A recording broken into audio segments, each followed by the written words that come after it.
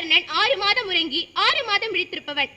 அதனால் உறங்குபவர்களுக்கெல்லாம் அவனை உண்மையாக வைக்கின்ற தவறு இந்த நாட்டிலே நிகழ்ந்து கொண்டிருக்கிறது. அவன் ஒரு மிக சிறந்த வீரன். அண்ணனுக்கு அதிகமான வெற்றிகளை ஈட்டி தந்தும் கூட அவன் அரசனாக மாறி உத்தரவிடுகின்ற பொழுது அதற்கு கட்டுப்பட்டு தன்னையே தயாரான சீலன்.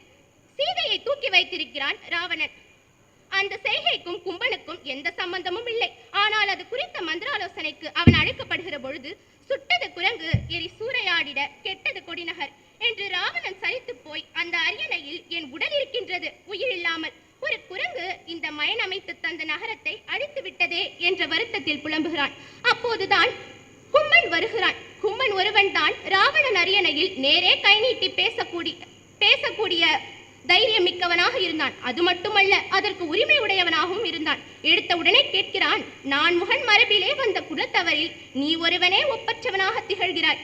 வேதங்களின் பொருளை நன்கு உணர்ந்துள்ளாய். இலங்கை ஒரு குரங்கால் அழிந்ததே என வருந்துகிறாய். சீதையை கொண்டு வந்து சிறை வைத்த செயலன்றோ இதற்கு காரணம்? இதைவிட பாவம் ஏதேனும் உண்டோ? இதைவிட பழி ஏதேனும் உண்டோ? மேலோர் செய்யும் செயலை நீ செய்யவில்லை. குடிக்கு இழிவு தரும் செயலைத்தான் செய்தாய். போரிலே எதிர்நாட்டு மன்னனை போரிடுகிற பொழுது அதற்கு அவன் மனைவியை சிறை எடுத்து வருவது நியாயம். எல்லா போர்களிலும் நடப்பதுண்டு, நடந்ததும் உண்டு. ஆனால் இன்னொருவன் மனைவியை மறைவாக நீ எடுத்து வந்து சிறை வைத்துக் கொள்ள நினைக்கிறாயே, பாவத்திலே மிக கொடிய பாவம் இது. இனி இதில் என்ன வெட்கம் இருக்கிறது? உடல் இருக்கிறது, உயிரில்லை என்று புலம்புகிறாயே.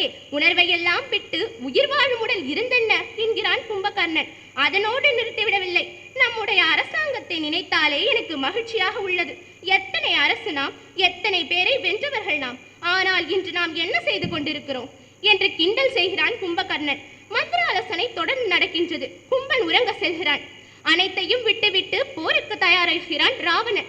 ராமனும் வந்து நிற்கிறான். தம்பியோடும் வானர படையோடும் போர் நடக்கிறது. எந்த மன்னனாவது எடுத்தவுடனே தானே போர் முனையிலே சென்று முதலிலே நிற்பானா?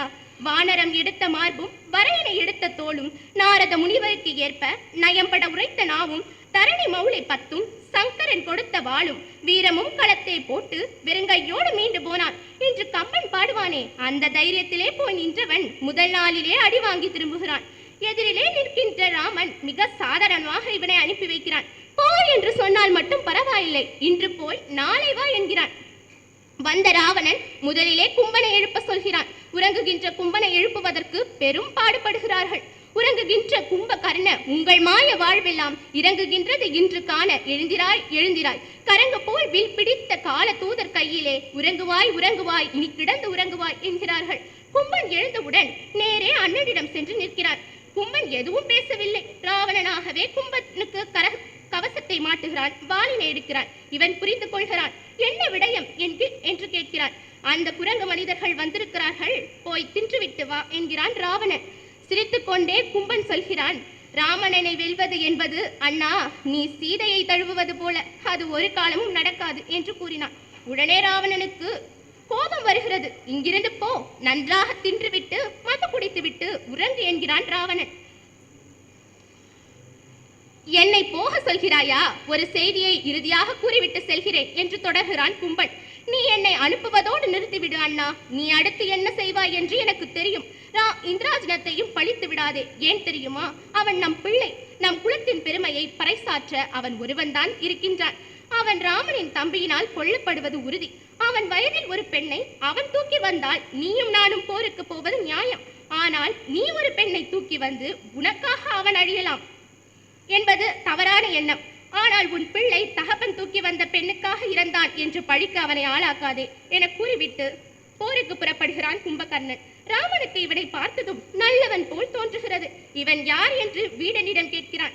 இவன் என் அண்ணன் கும்பகர்ணன் என்று கூறியதும் அவனை நம் பக்கம் அழைத்து வா என்கிறான் ராமன். விரைந்து சென்ற வீடனன் கும்பகர்ணனின் திருவடிகளில் விழுந்து வணங்கினான். தம்பியை ஆற தழுவிக்கொண்டு மழை போல் கண்ணீர் பெருக்கிய கும்பன், தம்பி நீ ஒருவனாவது பிழைத்தாய் என்று மனமகிழ்ந்திருந்தேன். அவ்வண்ணம் கெடுமாறு இங்கு ஏன் திரும்பவும் வந்தாய்?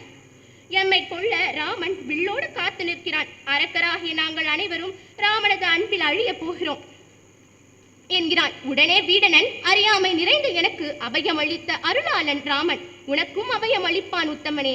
எனக்கு அளித்த இலங்கை அரசை நான் உனக்கே தருவேன். தந்து உன் ஆணைப்படி நடப்பேன் என்று பலவாறு புலம்புகிறான். அண்ணனுக்கு புத்தி சொன்னால் அவன் கேட்க மறுக்கிறான். நீயும் கேட்க மறுக்கிறாய். நான் என்னடா செய்வேன்? இறந்து போவேன் என்கிறான் கும்பகர்ணன். இந்த போர்க்களத்திலே நான் மாண்டாலும் பின்னாளில் ராவணன் தம்பி நான் தான் என்று இந்த உலகம் பேசும். தயவு செய்து என்னை நீ விட்டு இங்கிருந்து நீ போய்விடு என்கிறான். இவ்வாறு இறக்கும் தருவாயிலும் ராமனுக்கா தம்பியாக அறம் பேசும் மனம் படைத்தவனாக கும்பகர்ணன் இருந்தான். அவன் ராமனுடன் போரிடும் போது அவ்வளவு எளிதாக அவனை வென்றுவிட முடியவில்லை. உகைகளையும் கால்களையும் தலையையும் இழக்கும் வரை நம்பிக்கையோடு போராடினான். இவனிடமிருந்து வீரம், விசுவாசம், விடாமுயற்சி இவற்றையெல்லாம் நாம் கற்றுக்கொள்ள வேண்டும். நன்றி.